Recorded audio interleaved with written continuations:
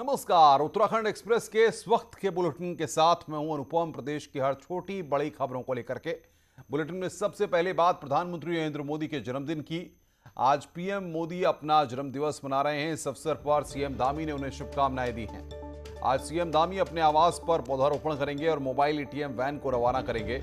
इसके अलावा सीएम स्वच्छता कार्यक्रम और फल वितरण कार्यक्रम में भी शामिल होंगे। सीएम के साथ बीजेपी के चुनाव प्रभारी प्रहलाद जोशी भी रहेंगे। पीएम मोदी के जन्मदिन के मौके पर उत्तराखंड के मुख्यमंत्री पुष्कर धामी ने शुभकामनाएं दी हैं और आज कई कार्यक्रम इस मौके पर होंगे। अपने आवास पर सीएम धामी पौधारोपण करेंगे। मोबाइल एटीएम वैन को रवाना किया जाएगा। स्वच्छता फल बांटने के कार्यक्रम में भी शामिल होंगे।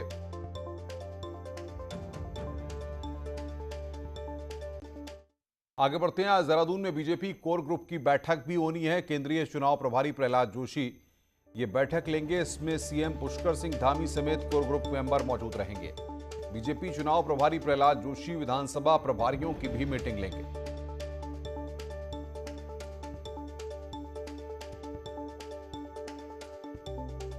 तो बीजेपी की कोर ग्रुप की आज बैठक होनी है। इस कोर ग्रुप की बैठक में मुख्यमंत्री मौजूद रहेंगे, विधानसभा प्रभारियों की मीटिंग लेंगे। और दीपांकर भट्ट हमारे साथ देहरादून से जुड़ रहे हैं सीधे। दीपांकर, कोर ग्रुप की बैठक है और जाहिर तौर पर 22 के सियासी दंगल से पहले सबको एकजुट लेकर के सरकार की योजनाओं को जन जन तक पहुंचाने के साथ साथ और क्या कुछ फैसले इसमें लिए जा सकते हैं? बिल्कुल अनुपम, कोर ग्रुप की मीटिंग है और खास इस बात से है कि जो चुनाव प्रभारी है, खासतौर प्रहलाद जोशी, लॉकेट चटर्जी और आरपी सिंह, जो चुनाव का जिनको प्रभार दिया गया। इसके अलावा दो प्रभारी इसमें दुष्यंत कुमार गौतम और जो दूसरी सह प्रभारी यहाँ पर है रेखा वर्मा, और इसके अलावा प्रदेश अध्यक्ष मदन कौशिक, मुख्यमंत्री पुष्कर सिंह धामी। और कोर ग्रुप की इस बैठक में हालांकि एजेंडा हमेशा नितांत गोपनीय रहता है, लेकिन साफ है कि इलेक्शन से पहले ये मीटिंग हो रही है, तो इलेक्शन को किस तरीके से फाइट करना है, क्या रणनीति रहेगी, बूथ लेवल तक किस तरीके से काम करना है, कहीं पर भी नेता अपनी सीमाएं न तोड़ें, चाहे वो दूसरे दलों से पार्टी में आए हुए नेता हों। ये बात प्रहलाद जोशी ने कल भी कही है कि दूसरे दलों से अगर बीजेपी में जो लोग आए हैं उनको भी यहाँ की रीति नीति को समझना होगा, और जो बीजेपी के नेता हैं उनको इस बात पर ध्यान देना होगा कि वो पार्टी लाइन पर पूरी तरीके से समर्पित रहें और जो इलेक्शन है, इलेक्शन को फोकस करते हुए पूरे काम पर ध्यान दिया जाए। इसके अलावा पिछले दिनों में हरक सिंह और त्रिवेंद्र सिंह रावत के बीच भी एक विवाद हुआ है। हो सकता है कि उसको लेकर भी दोनों नेताओं को यहाँ पर कहा जाए कि इस तरह के विवाद पब्लिक प्लेटफॉर्म पर ना आए। तो चुनाव से पहले एक अहम बैठक है और चुनाव प्रभारी क्योंकि इस बैठक में शामिल होंगे, तो जाहिर तौर पर कि अगले 5 महीने में कैसे बीजेपी को हर लेवल पर काम करना है, इसका वो जरूर मैसेज देंगे आज की कोर ग्रुप की बैठक में। अनुपम, लेकिन सबसे बड़ी बात यह दीपांकर, अगर देखा जाए तो जिस तरीके से बीजेपी के अंदर ही खेमेबंदी है, ऐसे में चुनाव प्रभारी के सामने भी वो चीजें निकल करके सामने आ सकती हैं। ऐसे में किस तरीके से मैनेज करने वाली सिचुएशन इस बार बन सकती है? अब बिल्कुल जिस तरीके से कल प्रहलाद जोशी ने साफ तौर पे कह दिया कि चाहे आप बीजेपी के नेता हो, कोर यहाँ के कैडर से आते हो, या फिर आप दूसरी पार्टी से यहाँ शामिल हुए हो, आपको पार्टी के हिसाब से चलना होगा और बीजेपी में जिस अनुशासन की बात होगी वो अनुशासन आपको मानना होगा। ऐसे में साफ है कि अगर जो बातें अभी बीते दिनों में हुई हैं या जो जिस तरह के प्रकरण होते हैं, चाहे वो लोअर बूथ स्तर के नेताओं से हो, ब्लॉक लेवल के हो, डिस्ट्रिक्ट लेवल के हो, या फिर स्टेट लेवल के जो लीडर्स हैं उनके बीच के विवाद हो, जाहिर तौर पर यह मुद्दा यहाँ पर जरूर कोर ग्रुप में उठेगा और वहां पर यही बात कही जाएगी कि जो राष्ट्रीय नेतृत्व चाहता है कि कोई भी विवाद पब्लिक प्लेटफॉर्म पर ना आए जिसका नुकसान बीजेपी को भुगतना पड़े या फिर कांग्रेस को कोई यहां पर निशाना साधने का मौका मिले। अनुपम, बहुत बहुत शुक्रिया दीपांकर आपका हमारे साथ जुड़ने के लिए और बातचीत करने के लिए। आज आप नजर बना के रखिए कोर ग्रुप की बैठक पर, दिन भर हम आपसे अपडेट लेते रहेंगे। सीएम धामी युवा संवाद कार्यक्रम में शामिल हुए। जनता दर्शन हॉल में आयोजित कार्यक्रम में सीएम ने कहा कि युवाओं को रोजगार स्वरोजगार के मौके देना उनका उद्देश्य है और उत्तराखंड का विकास ही सरकार का लक्ष्य है। देहरादून से खबर, युवा संवाद कार्यक्रम में सीएम धामी वहां पर पहुंचे। उन्होंने संबोधित किया और कहा कि प्रदेश का विकास करना ही हमारा लक्ष्य है। उन्होंने युवाओं से संवाद भी किया और जनता दर्शन हॉल में इस कार्यक्रम का आयोजन किया गया। कांग्रेस की परिवर्तन यात्रा के दूसरे फेज का प्रोग्राम जारी हो चुका है। आज शाम हरिद्वार में कांग्रेस नेता मां गंगा की आरती करेंगे और मां गंगा का आशीर्वाद के साथ परिवर्तन यात्रा शुरू करेंगे। 18 से 20 सितंबर की यात्रा में रोड शो और जनसभा के प्रोग्राम होंगे। और परिवर्तन यात्रा में सभी 11 विधानसभाएं कवर होंगी।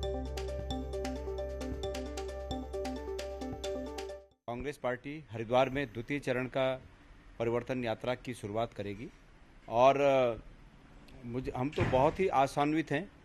प्रथम चरण की सफलता के बाद हरिद्वार में द्वितीय चरण की हमारी ये परिवर्तन यात्रा सफलता के नए आयाम छुएगी, मेरा ऐसा विश्वास है। और अब बात करते हैं चारधाम यात्रा की। तो चारधाम यात्रा पर लगी रोक हट गई है। नैनीताल हाईकोर्ट ने कुछ प्रतिबंधों के साथ चारधाम यात्रा पर लगी रोक को हटा दिया है। आपको बता दें कि कोरोना के चलते चारधाम यात्रा पर 28 जून को हाईकोर्ट ने रोक लगाई थी। हाईकोर्ट के फैसले का मंत्री सतपाल महाराज ने स्वागत किया और कहा कि गाइडलाइन के तहत ही जल्द ही यात्रा शुरू की जाएगी। वहीं कांग्रेस का कहना है कि कांग्रेस के दबाव के बाद सरकार एक्टिव हुई है, यह अनुमति पहले भी मिल सकती थी। वहीं तीर्थ पुरोहितों ने कोर्ट के फैसले का स्वागत किया है।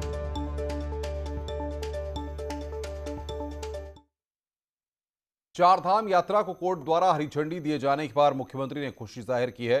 सीएम धामी ने कहा है कि हमारी सरकार यात्रा शुरू कराने को लेकर लगातार प्रयासरत रही है। उन्होंने कहा कि कोविड के पूरे प्रोटोकॉल को ध्यान में रखते हुए यात्रा शुरू कराई जाएगी। अपना एक प्रस्ताव दिया और माननीय न्यायालय ने आज उस पर अपनी सहमति दी है। हम जो है हमारा हर हाल में यात्रा चलेगी और यात्रा पूरे कोरोना को ध्यान में रखते हुए जान माल की भी सुरक्षा रहे और यहाँ पर दर्शन भी हों, चारधाम यात्रा भी चले, जिससे कि वो हमारे बहुत सारे लोग, हजारों लाखों की संख्या में लोगों का रोजगार से जुड़ी हुई यात्रा है। यात्रा चल रही है। मैं सभी को शुभकामनाएं देता हूँ कि यात्रा अच्छे। हमारा जल्द से जल्द आज हम बैठक करने वाले हैं और जल्दी से जैसे जैसे इंतजाम होंगे उसके हिसाब से हमारी कोशिश है कि जल्दी से उस यात्रा को शुरू कर दें। तो पूरे प्रोटोकॉल के साथ यात्रा होगी। उत्तराखंड के मुख्यमंत्री पुष्कर सिंह धामी इस बात को कह रहे हैं कि चारधाम फैसले पर सीएम ने खुशी जताई है और कहा कि सारे इंतजामात किए जाएंगे। हाईकोर्ट से चारधाम यात्रा पर लगी रोक हटने के बाद पुलिस विभाग ने भी तैयारियां शुरू कर दी हैं। इसके तहत कोविड नियमों का पालन करते हुए चारधाम यात्रा को संचालित किया जाएगा। डीजीपी अशोक कुमार का कहना है कि चारधाम यात्रा को लेकर सभी जिले के कप्तानों को निर्देश जारी कर दिए गए हैं। जो माननीय उच्च न्यायालय के जो शर्तें होंगी उनका अक्सर से पालन कराते हुए चारधाम यात्रा को सुगमता पूर्वक सफल कराना हमारा लक्ष्य है और उसके लिए हमारी पूरी तैयारियां हैं। सभी एसपी को निर्देशित कर दिया गया है। उत्तराखंड में हवाई सेवाओं को लेकर सबसे बड़ी खबर है। 7 अक्टूबर से पंतनगर से पिथौरागढ़ के लिए हेलीकॉप्टर सर्विस शुरू होने जा रही है। केंद्रीय नागरिक उड्डयन मंत्रालय ने इसकी जानकारी दी है और राज्यसभा सांसद और बीजेपी के राष्ट्रीय मीडिया प्रभारी अली बलूनी ने यह जानकारी साझा की है। सांसद बलूनी बॉर्डर डिस्ट्रिक्ट पिथौरागढ़ को हवाई सेवा से जोड़ने के लिए लगातार प्रयासरत रहे हैं। हाल ही में बलूनी ने उड्डयन मंत्री ज्योतिरादित्य सिंधिया से मुलाकात भी की थी और अब उड्डयन मंत्री सिंधिया ने सांसद बलूनी को चिट्ठी भेजकर हवाई सेवा के बारे में बताया है। उड्डयन मंत्रालय ने देहरादून पिथौरागढ़, हिंडन पिथौरागढ़ और पंतनगर पिथौरागढ़ के बीच फिक्स्ड विंग यानी कि हवाई जहाज शुरू करने को लेकर बिडिंग शुरू कर दी है। जल्द ही इन रूट्स पर हवाई सेवा शुरू होने की उम्मीद बन गई है और फिलहाल 7 अक्टूबर से पंतनगर पिथौरागढ़ के बीच हेलीकॉप्टर सेवा पनमहंस शुरू करने जा रही है और इसकी मंजूरी हो गई है।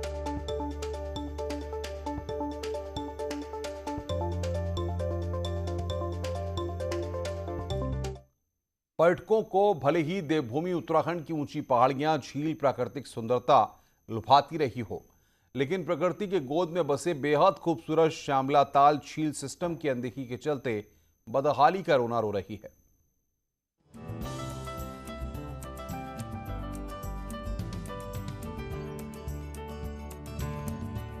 चंपावत जिले के श्यामलाताल झील को मिनी नैनीताल कहा जाता है।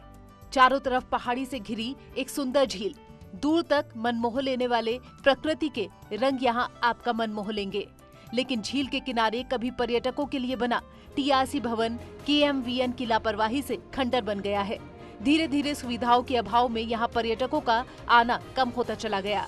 सर श्यामलाताल को वैसे तो मिनी नैनीताल बोलते हैं, लेकिन मिनी नैनीताल से क्या क्या यहाँ 1 करोड़ रुपए खर्च किया, बिल्डिंग बनाई, सब कुछ हुआ, एक रखरखाव नहीं हो पाया। यहाँ जो टूरिस्ट आता है उसको कोई यहाँ फैसिलिटी नहीं मिलती है।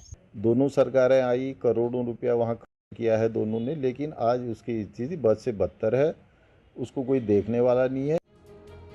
एक दशक पहले झील संरक्षण पर 50 लाख रुपए खर्च किए गए थे।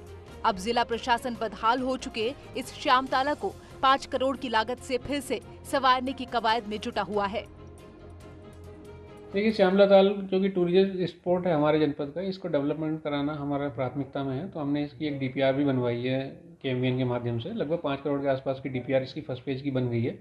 वो हमने शासन को भेज दी है। संभवतः उसमें जल्दी स्वीकृति प्राप्त हो जाएगी, ये कार्य प्रारंभ हो जाएगा। पर्यटन के नाम पर किस तरीके से सरकारी धन का दुरुपयोग हो रहा है, इसका जीता जागता उदाहरण है मिनी नैनीताल कहे जाने वाले श्यामला ताल के इस टीआरसी भवन का, जो एक दशक पहले बना तो ज़रूर, लेकिन विवादों के चलते ये टीआरसी भवन पूरी तरीके से खंडहर में तब्दील हो गया है, जिसके वजह से न तो यहाँ पर्यटक आ पा रहा है, न ही स्थानीय लोगों को रोजगार मिल पा रहा है।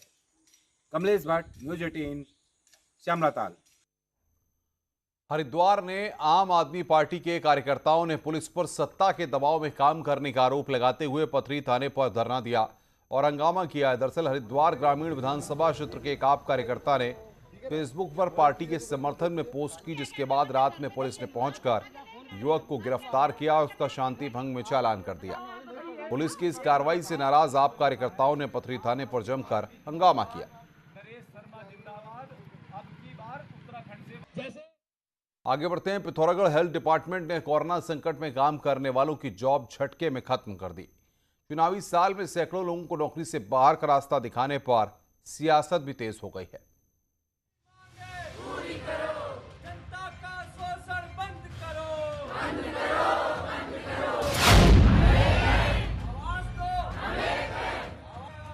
सड़कों पर उतरे इन हेल्थ वर्कर्स ने शायद ही सोचा होगा कि उनकी जॉब रातों रात चली जाएगी। असल में कोरोना की सेकेंड वेव में हेल्थ डिपार्टमेंट ने 284 लोगों को कॉन्ट्रैक्ट के तहत रखा था, जिसमें डॉक्टर, फार्मासिस्ट, नर्स और वार्ड बॉय शामिल हैं। लगातार 4 महीने तक काम करने पर भी इन्हें सैलरी तो नहीं मिली, लेकिन नौकरी से छुट्टी जरूर हो गई। ऐसे में बेरोजगार हुए युवकों ने आंदोलन का रास्ता अख्तियार किया है। जॉब हमने कोरोना काल में किया है, जिस समय व्यक्ति अपने रिश्तेदारों से भी भाग रहा था दूर, उसमें हम लोग ने जान जोखिम में डाल के वो काम किया है। तो आज हमारे साथ सरकार ऐसा क्यों कर सकती है? सरकार हमसे ये कहती है कि आपको हम इसलिए हटाया जा रहा है आप लोगों को, क्योंकि कोरोना पॉजिटिव अभी कम है। सूबे के अन्य जिलों में हेल्थ वर्कर्स पहले की तरह काम कर रहे हैं। वहीं पिथौरागढ़ स्वास्थ्य विभाग का कहना है कि यहाँ अब कोरोना की लहर कम हो चुकी है, इसलिए लोगों को हटाया गया।